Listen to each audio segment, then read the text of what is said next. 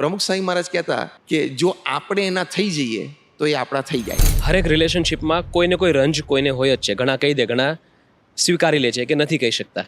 તો એમાં પણ એવા ઘણા ટાઈમલેસ પ્રિન્સિપલ્સ હોય. જેવી રીતે મારા એક મેન્ટર છે અને મને બહુ સરસ વાત કીધી હતી કે જય તું તારા જીવનના 5 લોકો ગણી લે, નામ લખી લે અને એને હરેક ગુનો માફ કરી દે, એટલે તારી લાઈફ સેટ છે. એવું વાત કરું છું મારા પ્રવચનમાં. હા. તો એવા કોઈ ટાઈમલેસ પ્રિન્સિપલ્સ કે જેનાથી કોઈ પણ રિલેશનશિપ રિપેર થઈ શકે, કે બરાબર ચાલી શકે. એટલે હું ઘણી વખત તમે કદાચ મારા પ્રવચનમાં સાંભળ્યું હશે, કહું છું કે તમારા મોબાઈલમાં તો 500, 1000, 1500, 2000 નંબર હોય. હા એમાંથી તમારે 25 નક્કી કરવાના હા કે this 25 people I want in my life. કોઈ પણ સંજોગોમાં 25 વ્યક્તિ મારા જીવનમાં રહેવા જોઈએ. બરાબર. પછી પ્રસંગે, વ્યવહારે, બોલચાલમાં એ વ્યક્તિનો વાંક હોય તો મારે જ સોરી કહેવાનું. રાઈટ. કારણ કે મારું જીવન સારું જાય 70-80 વર્ષનું, એની માટે મારે આ 25 વ્યક્તિની જરૂર છે.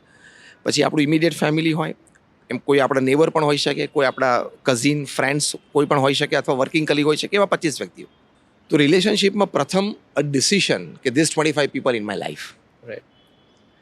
બીજું રિલેશનશિપમાં ખાસ એ ધ્યાન રાખવાનું કે see every relationship is not the same. મારો તમારા સાથેનો સંબંધ જુદો છે, આમની સાથેનો જુદો છે, આમની સાથેનો જુદો છે, આમની સાથેનો જુદો, આમની સાથે, બધા સાથે જુદા સંબંધ છે. બરાબર. દરેક વ્યક્તિ સાથે તમે મળો ત્યારે તમે 90% તો એ જ છો. 10% તમારે વ્યક્તિ પ્રમાણે તમારી બોલચાલ, ઉઠક બેઠક, ફેશિયલ એક્સપ્રેશન્સ, બોડી લેંગ્વેજ બધું Right. સેટ કરીને, એની વિચારધારા સેટ કરીને સાથે વર્તવું પડે. રાઈટ. તો શું જેલિંગ થાય. રાઈટ.